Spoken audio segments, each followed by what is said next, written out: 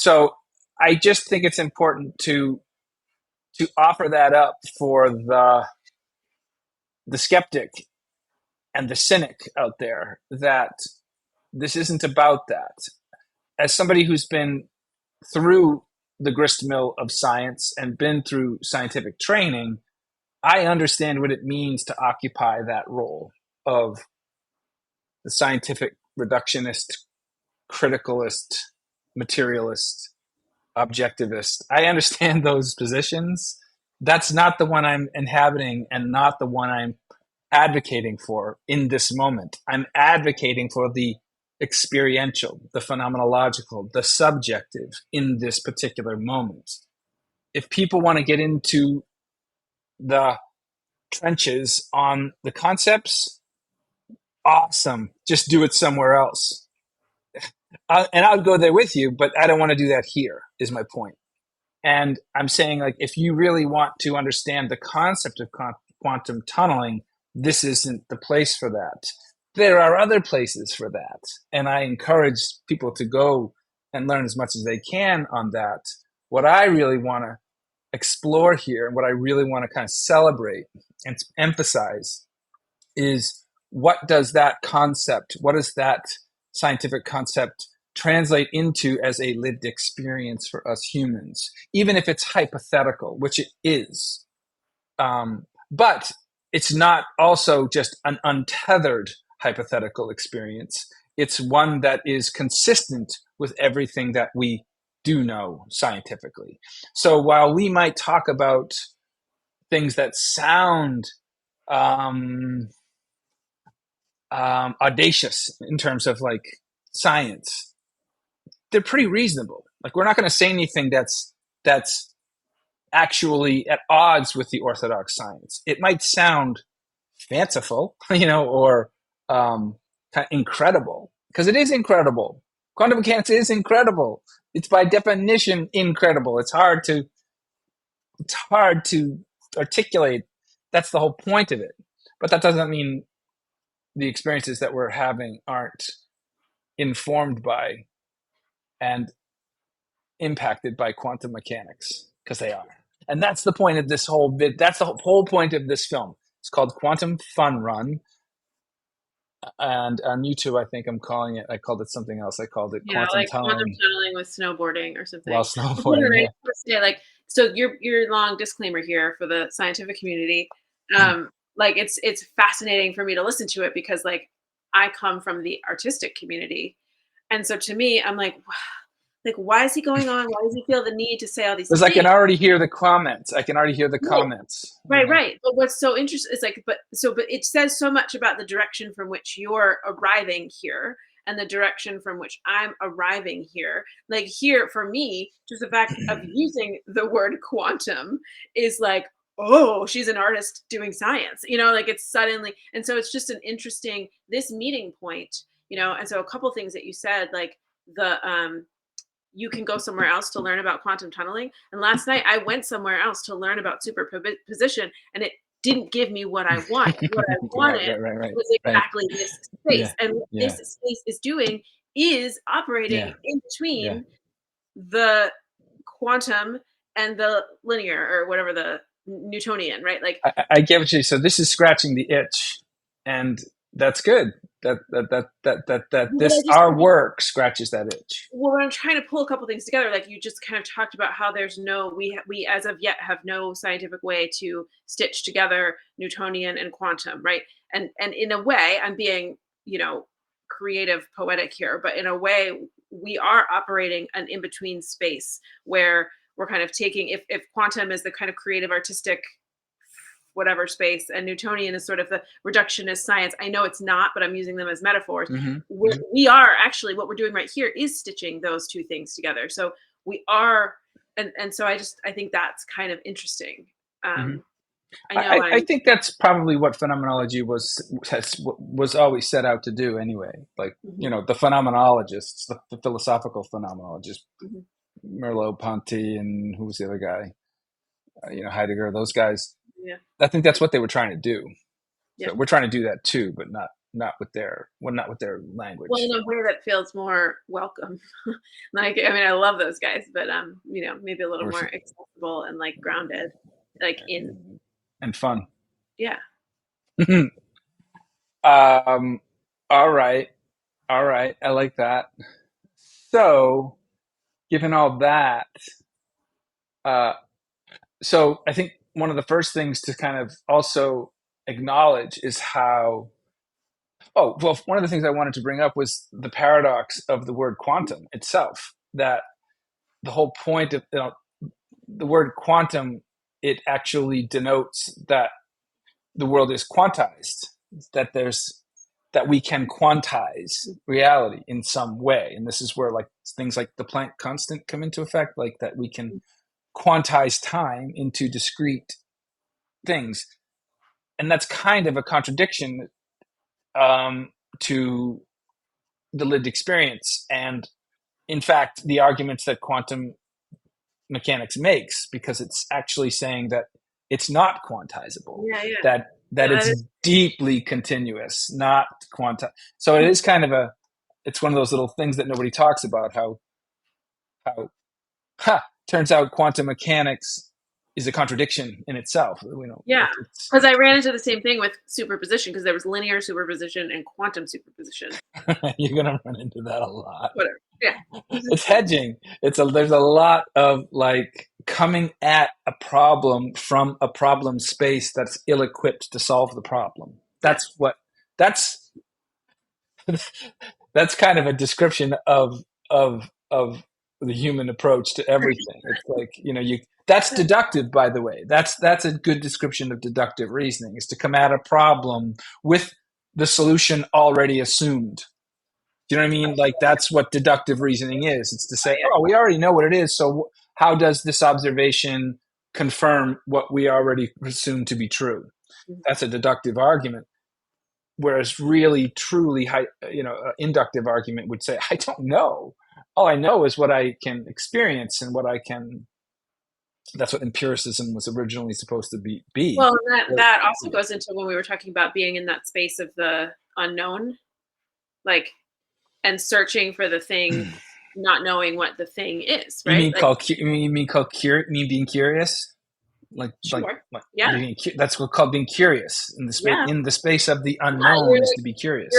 you got your feelers out, but you don't exactly know what the third thing is, right? Like Right. but you're feeling, and as long as each step is in alignment with what you're receiving, it will take you to the thing that you're feeling. That's a very hard thing because that is at odds with the reductionist, positivist, scientific, well, what has come to be thought of as the scientific stance. Right. Right. Do you But see what I I mean? yeah, So yeah. it's another contradiction. Yeah, but I think this ties into quantum tunneling because, like, in that video, you are these things are going in your eyeball, right? Like all your little drawings that like go in your eyeball, and Well, so what do you this mean by thing? When you say what are these things? well, the That's the, stars, the well, but sun. the question though there. So now we need to. This is why I brought up. Well, this is what I was going to bring up, was that if we're going to talk about quantum mechanics, we need to we need to make the full disclosure that we're entering into a probabilistic realm. In other words, we're making statements now that are grounded in probabilistic theory. We're so so we need to like go into probabilistic paradigm. We need to leave the discrete and the quantifiable and the discontinuous behind, and accept that we live in a world where we need to leave the particle nature of light for a moment and enter into the wave nature of light in order to talk about quantum tunneling. Okay, and we need to be able to we need to have the comfort level with the ambiguity of what does that mean, that light is acts both as a particle and a wave. But for now, we're gonna find comfort in the wave property, the wave quality of light. We're going to talk about when, and so when you said these things are entering you, what we're talking about is the wave function that is otherwise called a photon or the particle of light. We're thinking about it more as the wave of light, the wave function of a photon. This is the way so in the video, I'm hiking, and I'm going to do a hike and ride, which is I hike up a hill or mountain and snowboard down. And on my way up, as often happens when I get into nature, the light is a cue, is a kind of beckons me into a relationship, and it's the light and the air and the sounds and the snow and the just the colors and the textures. All that stuff is just sort of softening up my experience of the world such that I become porous.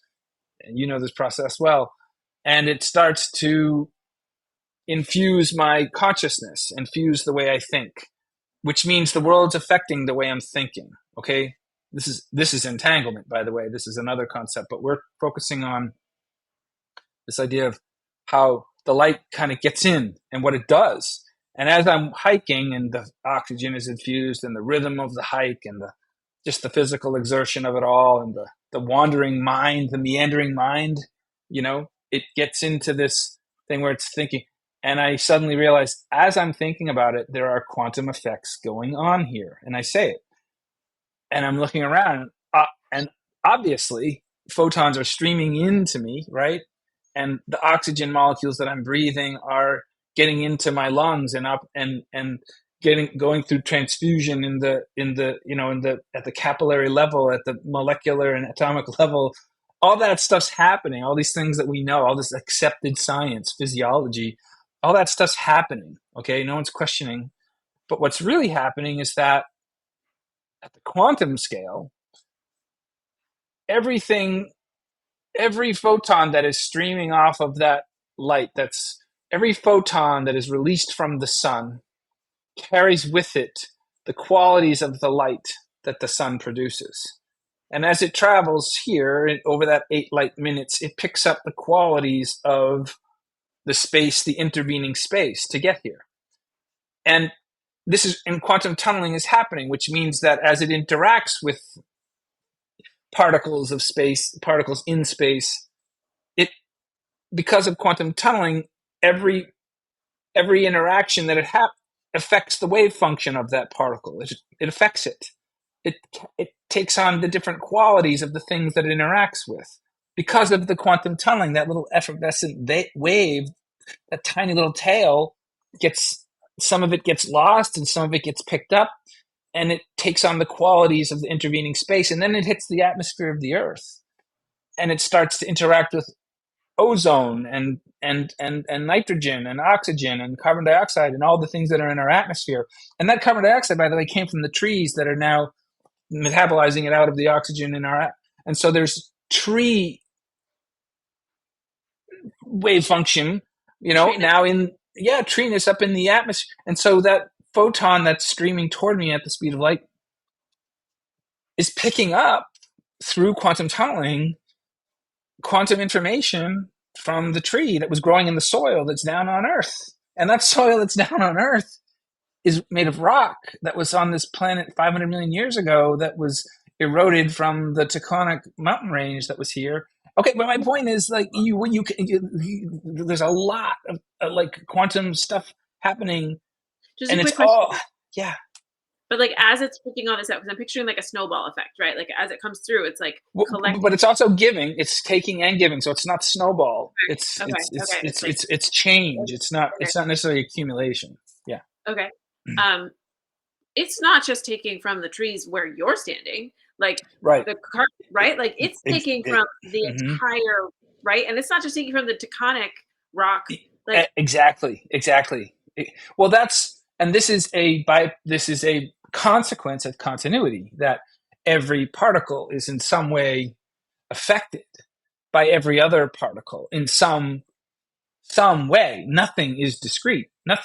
And so, like what we had for breakfast this morning is even part of that story. Somehow, if we're talking quantum scale here, like people I think do this. It's accessible, or people do it frequently, or at least comparatively, with water, right? Like you can think very easily the water cycle, and like, oh, when it rains, this drop of water was everywhere on the planet at some point in the past 13.8 billion years, right? Like people like Yeah, I've heard people say that with water, and like essentially what I hear when I'm hearing you say is like that is actually the case for every everything. because what is water? I mean, water is Right. hydrogen, to, oxygen. Well, oxygen is what? Electrons and neutrons, and well, what are those? I mean, like, and where does it stop? It doesn't.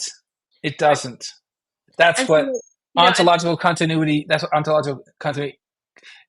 That is a requisite. It's a concept. Now, can we comprehend that? No, I don't think so. well, But we right, and can begin to feel it. well, so but I think there's these baby steps that have been somewhat more accepted, like this conversation about water, because everybody learns about the water cycle and all that. There's also that, like, the Carl Sagan "We Are Made of Stars," like everybody loves to quote that, but like, okay, can we follow that down a little bit? Because if we're all made of stars, we're actually all also made of every single tree and every single petal and every single blade of grass. Like we are At all some level, that's like, what. And so this, if, yeah, these people that sign off on the "we're all made of stars," like, okay, well, think about what you're signing off on. Like, you're actually made of yeah. everything. Well, And and even that, but even that is kind of superficial because that's a materialist argument that we sure. are made of star stuff, and they stop there. Mhm. But then there's this whole inactive thing, which shows, and we don't need to talk about this now, but because this is a deep dive. I mean, there's other deep dives that dive deep into, well, where does material stop and mentality begin? Materiality and mentality are also on this continuity thing. And so, yeah, that's great. I've accepted that we are star stuff. And wow. Well, wait till you feel the wow when you realize that my ideas are made of star stuff, which means that not only in my body is not only in my bones, my calcium, and the thing, not only is my body the material of my body, but the mentality of my mind is also continuous with the cosmos. Yeah. That's when you have a what the fuck moment. Well, right. And I think, like, I'm bringing these up because I think they outline kind of where we stop, like where people stop, right? Like they can only go so far, and then your head kind of explodes. And so for us, me, I don't want to speak for you, but like the way I handle that, or the way I enter through the back door, is feeling it. Right. So it's like, okay, you don't need to ask your brain to understand it. You can stop at the water cycle, and you can stop at star stuff. You can stop at materialism. But let yourself feel it, and then you enter it the other direction. And and Right. and that's what I think this video is. That's what we watch you do in this video. Right. Yeah, well, that's right. That's where I end up because what ends up happening is that, I climb up, I think about this stuff. I let it in. I let it in. I let all that quantum effects happen. On the way down, because I'm so involved in the physicality of, and by the way, I want to acknowledge there's nothing extreme about that ride. I call my snowboard Johan, named after Johan Olafsson, who was the snowboarder who it's named after. I watch videos of him, and he's like, up in the Andes or in the Rockies, snowboarding down this gorgeous, powder strewn, you know, that's not what I'm doing. I'm on some little trail, that, where dog people walking with their dogs. but that's not the point. The point is that when after I do that quantum, I let the quantum stuff in, and then I get into the physicality of just surviving the ride. Yeah, go ahead. But I actually think that is the point, because you're able to do that Yeah, it doesn't on that require, video, right. It doesn't right? require Like, a helicopter and a film crew, right. yeah, It doesn't like, require. "This for you, Johan." Like, you coulda just Yeah, done this. Like, right. Don't get me wrong. I still totally appreciate, and I'm in awe of that stuff. I right, drool over that stuff too. So, but the point is that I go through that quantum dissolution stuff. I let it in, and then when I'm focused on just surviving the ride, my ego is suspended. Like you kind of have to shut up. You in order to just, and the combination of all of that culminates at the bottom in just pure gratitude. That's why I call it quantum gratitude. Like all these things are happening on the way down, and when you're in that state of flow, when the ego is basically quelled, when the left brain is put in its place, its proper place. I'm not trying to execute the left brain. I'm just saying I'm trying to I'm trying to give it a timeout. You know what I mean? And say, let the right brain experience this state of being. And then you get to the bottom, and it's it's it's what's the word? It's blissed out. It's exultory. It's Well, yeah. yeah, because this is something we've talked about too, and I think this does a little bit of that, connecting the material to the mental, because at least for me, when that happens, so when I go out there and I feel that dissolution of boundary, Mm, porosity mm. thing, and these waves are coming into me, and they contain Through everything. your through originally, and this is how we got really excited to work together, is because I could see that. Remember when we first started, I could see this, like Yeah. your art. I remember, like, in fact, I have it on video, like Yeah. you doing what I'm doing, like Yeah. that, letting it in, and then being focused Yeah. to Rita is really But what I find is, like, subdued. although it starts as a physical, visceral experience, it's the pores and the boundaries are continuous, and so suddenly I start feeling everything, like not just physically feeling, but like emotionally feeling. And Hmm. so that, like, at the end of your ride, when you're like feeling that you're blissed out and you're feeling that gratitude, that makes so much sense to me, because that's the trajectory of, like, yeah, you let it in, you let the environment in, you let the phenomenology in, but what it does is it also, like, your your brain, body, being can't let one thing in. We can't say, I'm going to let everything physical in, but I'm not going to let any of the mental, emotional in. No, no, it's all connected, and it Hmm. all gets Hmm. let in. And so at the end, when you're in that flow state, it's just, and this is what happens, like in the studio or also in the forest, like Yeah, where it's just like, oh my yeah, gosh, and it's just such a big experience. Like it's yeah. like it's everything, and so of course there's no room for the ego, because it's Well, everything. but the ego's there too. I have to say, it's there. It's just in its proper place, I think. Do you know what I mean? Well, It's but not I ego. mean, It's not ego death. It's ego dissolution, and it's still there. It's just well, dissolved, would you say, like, hmm, and is it's the temporary. It's temporary. You can't live in that state, no, no, no, no, because you I'm just can't. wondering. You can't. I wouldn't be able to walk. I'm wondering if the ego actually does the same thing that we're describing. Like, it actually fits in a bigger Well, self. yeah, yeah, it finds a home. It finds a home in the world that Yeah, it was deprived of when it was given all the power. When it was right. given all the power to control everything, which is where we which is where we feel comfortable. This is the point, though. This is the whole point. It's You suddenly realize, oh, this is what it means to die in a small way every day. And that wasn't such a small way, but you can do it in a much smaller way, where you're not like, you know you can do it where you're just not so ridiculous. So anyway, that's what we're talking about here, is allowing ourselves to feel that, Yeah, and doing it in a scientifically rigorous way, like in a way that doesn't depart from what we know scientifically about the well, world. yeah. It I doesn't mean, require supernatural or pseudoscience. right. And I think this is.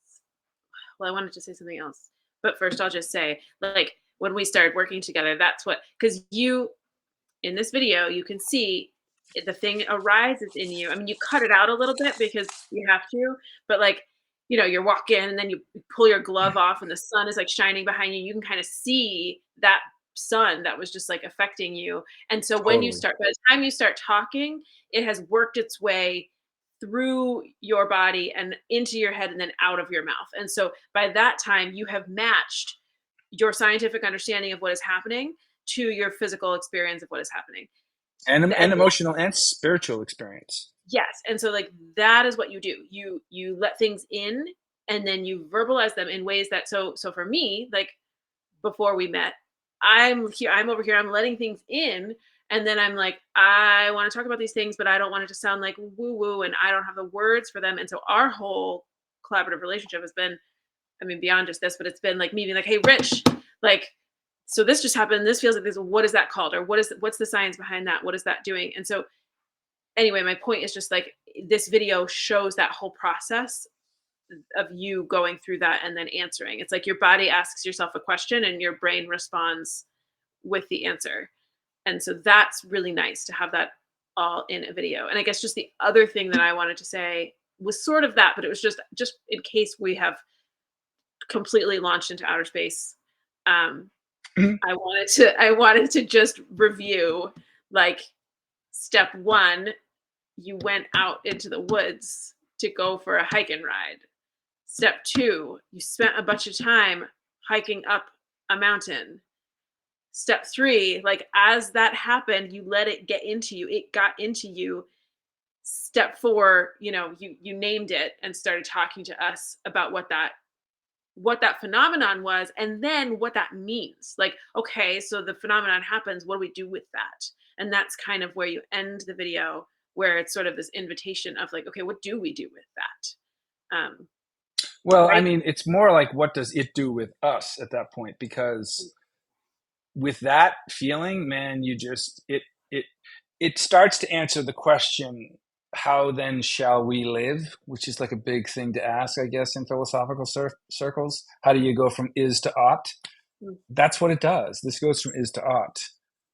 But And it's also so continuous that it's not even a like it's so it's almost like I don't even feel the question being asked because you before you know it, you're just doing what it's asking you to right. do. Well, what you're doing is you're living in a relational mode. Like it's highlighting to you that everything depends on the relationships, and that the quality of those relationships are, by participating in them, you are a participant in defining the quality of those relationships. And so, when I'm down there in the snow, the quality that I define is gratitude.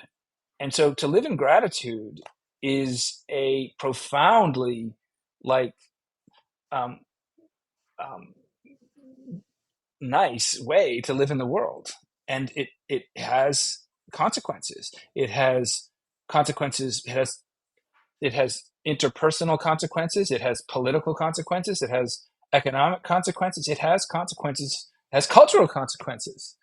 And so, and it has physiological consequences. So my guess, my point is that, where do you want to live? Do you want to live in grievance, or do you want to live in gratitude? And that's what this is. It's asking us, at every moment, we're given an opportunity to participate in defining the quality of the relationships that we're involved in. Because I guess what? We got to live in the consequences of that decision. That's not to say that it's always going to be like that, or that we're not going to be trapped, or that we're not going to be forced into discomfort or suffering or grief or real grievance. It's just that we're also given opportunities to live in the gratitude of it all. And that's what this is a video of. Yeah. I mean, I think when you put yourself in locations that, and again, this does not have to be like the Andes. This is just like a lovely little mountain hill situation.